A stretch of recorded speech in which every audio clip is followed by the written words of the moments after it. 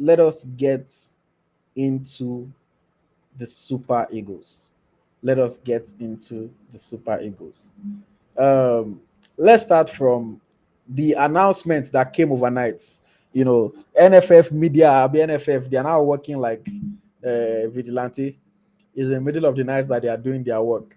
But while I was asleep for sure at that time, and I know a lot of people were still asleep as well, the NFF announced a new head coach for the Super Eagles of Nigeria, and his name is Bruno Labbadia. Some people have been calling him Labbadia, some people have been calling him Labalaba, but his name is Bruno Labbadia. They described him. They call him Lamba too. Lamba. They described him as a German tactician. First of all, that's how NFF they describe everybody. Genetro was German tactician. Pesero was Portuguese tactician. Now this one is another German tactician. But yes, Bruno Labbadia takes over as the head coach of the as the head coach of the Super Eagles with immediate effect. So he's going to be the coach for the games that are coming up against Rwanda and against Benin. Of course, he's a former coach of Leverkusen, former coach of Hertha Berlin, former coach of VfB Stuttgart. I think some fun facts about the man: he was a prolific striker, and so he has full experience as well. Has never coached outside of Germany, so yeah, that's interesting. People want to see how he can perform. Of course, he has coached in the second Bundesliga, has coached in the first Bundesliga. His last job was with VfB Stuttgart, where he was there for about 4.5 months or so. Obviously, he didn't do too well, so they sacked him that time. In total, in his career, he has a 44% rather, a 44% winning rate. So again, I don't know what people are going to say, but let me just put his career stats on the screen very quickly. 487 games, 215 wins, 101 draws, 171 defeats. So 44% winning rate. So I know a lot of people will have a lot to say about this man, but Smith Layi, I'll throw it to you first. Bruno Labbadia, when you heard of this announcement, this appointment, what were your initial reactions? I know it's going to be, I didn't know him at first. I just remember that I think I knew him when he was playing or so, in his playing days. So, it's not a name that excites me. It's another Johnny man, someone that, we always look for a way to, I would look for the best failure, people that have failed in their profession. We want to try and bring them back. Maybe we are people that normally try to revive careers, and everything. Because the way he's going, he can't get a job in Europe again because his last job was horrible. He can only get jobs in Africa. So it's not a name that really makes me happy, Bruno Labbadia. But the issue is this. It's good because maybe it can handle the Super Eagles. But the issue is this. Has the man confirmed that he's the coach? Did the man confirm that this is how much we don't trust our NFF? That yes, even after the NFF make announcement, we still have to wait for him to confirm. You have to wait for him to. I was looking for, has he confirmed?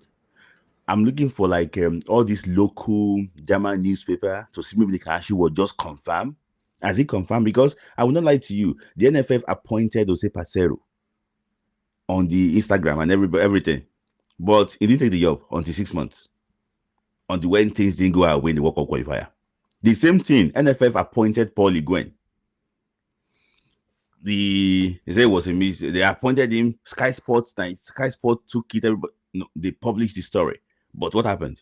So let's just say that it's not audio appointment. It's the man. So, but he needs to confirm that he's the coach and say, "Oh, I've agreed," because there's no pictures for contract signing. I don't know that there's no pictures for that. Who signed the contract? Did he email the signature to them? Was it there at the unveiling? Who met him? Who discussed with him? What was the plan? So people should not just take us for a ride. That is number one thing. Because the way it is now, I'm not saying that this is a Nigerian culture because I know what these people can do.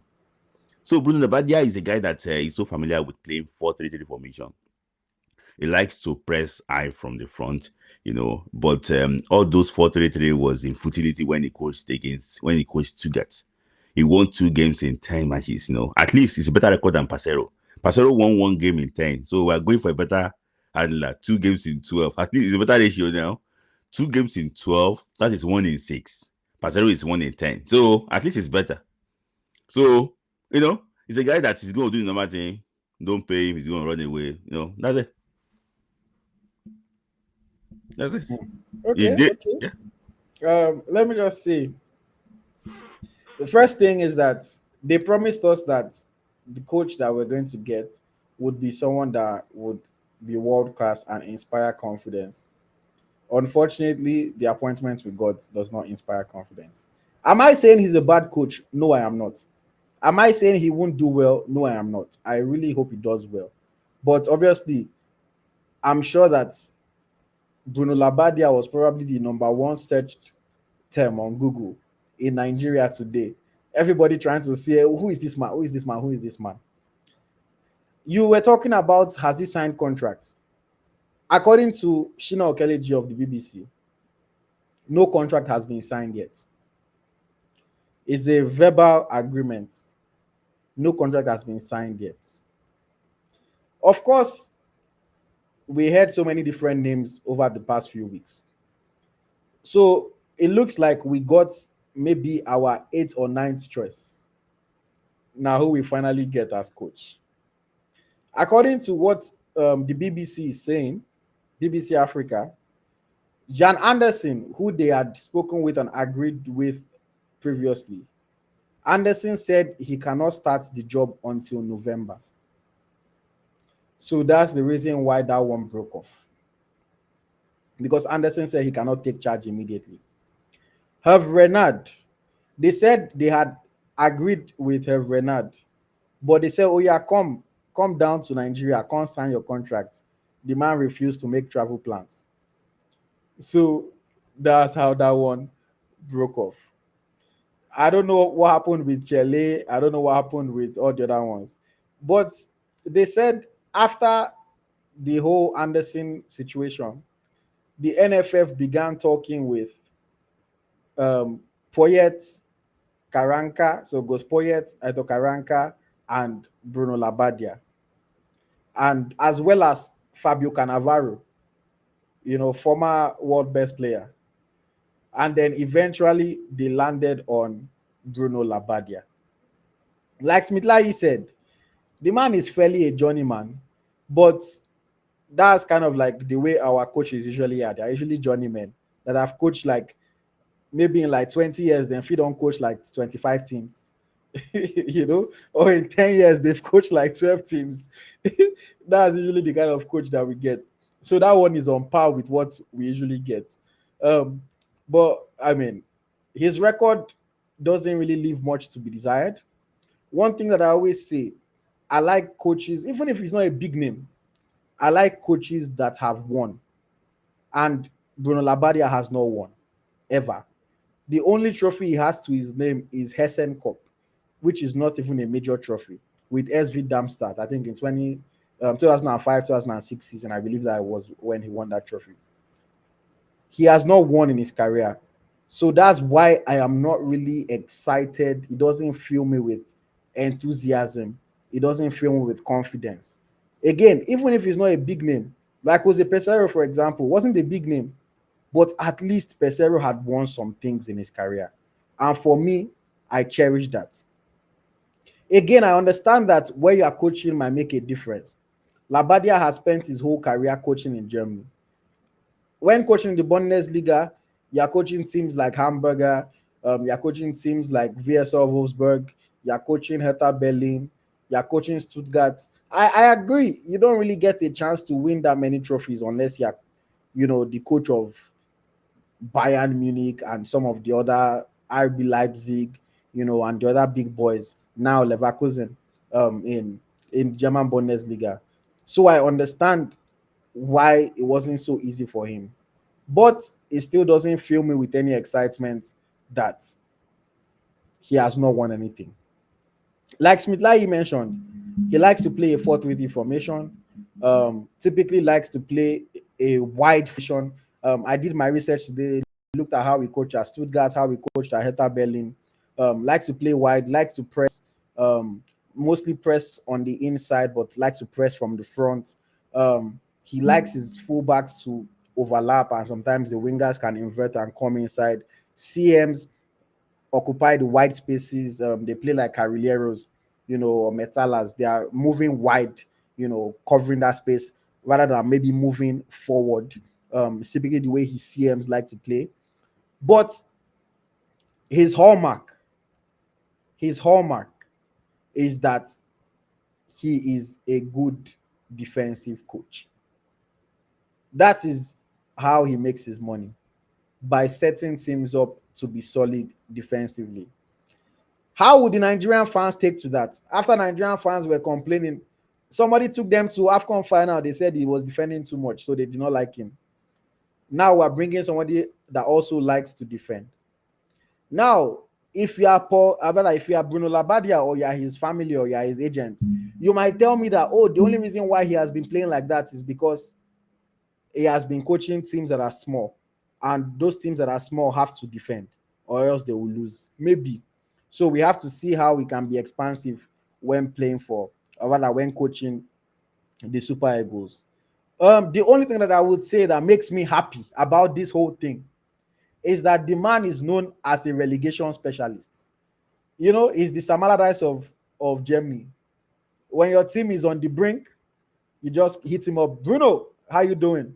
Come and save us, and he will save you. He has saved teams from relegation. And even though there is no relegation, I think the Super Eagles need saving, especially in that World Cup qualifying group. We need saving. We are struggling. We are not doing well. So if the man is able to come and steady the ship, get some points on the board, and take us moving in the right direction, I'll gladly accept that.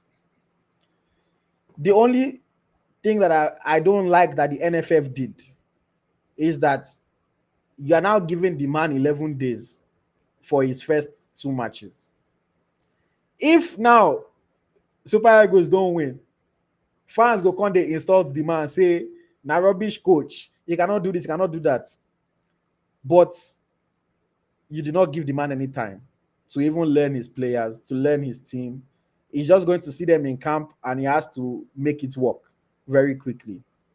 It would have been better if he got the job at least a month ago, so that he can prepare properly. He can start talking to players. Today now, if I don't, they send 100 text messages to everybody. I'm your new coach. This one, that one. Or maybe team coordinator would have made group chats, and he would have put demand there with all the players.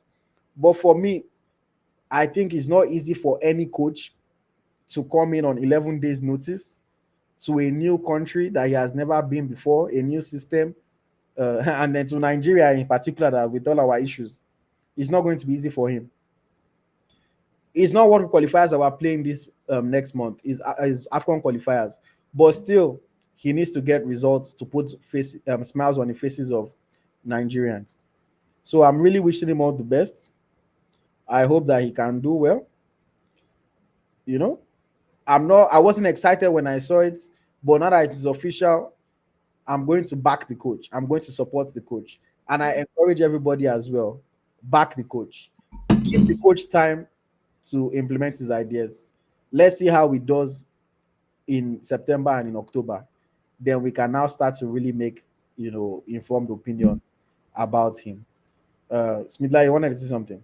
Yes, I just want to say that I don't know why you're surprised that they spoke to Cannavaro or to Cranker. They spoke to some top coaches too, Poet, when they said that they didn't get the Swedish man. That is what NFF would normally say. When Pasero got his this thing, it was with this man from Bilbao. What's his name again? The coach of Atletico Bilbao, former coach of Barcelona. I forgot his name. It was there. What's it called? We also have Laurent Blanc. They said these are the top coaches that also Pasero beat in that interview. That is what we normally get. So the least, miracle is always happening in the interview. The least one where we say no get any profile, now they always pass the interview. Ah, what a wonderful organization. The person who don't know anything, and they always pass the interview. Well done. When I saw that write up on BBC, I was saying that maybe you were also buying into their own idea too. For me, I think that they were just and then so thank you Ernesto Valverde. They were just saying things that they did not do. And this man, don't be surprised that they might not even want to play this man. Hmm. I really hope that there's no U-turn that is being made by anybody because it's be embarrassing. You Yeah. know, NFF don't need another failure. Mm. But for me, I just think, let's give the man a little bit of backing. Let's give him support. Let's see what he can do.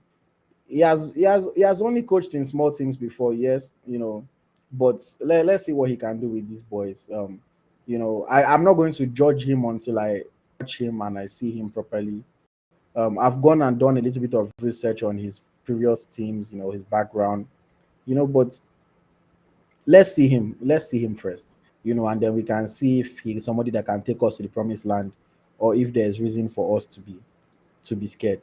But yes, welcome Bruno, welcome to Nigeria, welcome to the Super Eagles. Match in 11 days. We wish you all the very best. And speaking of match coming up in 11 days, the NFF also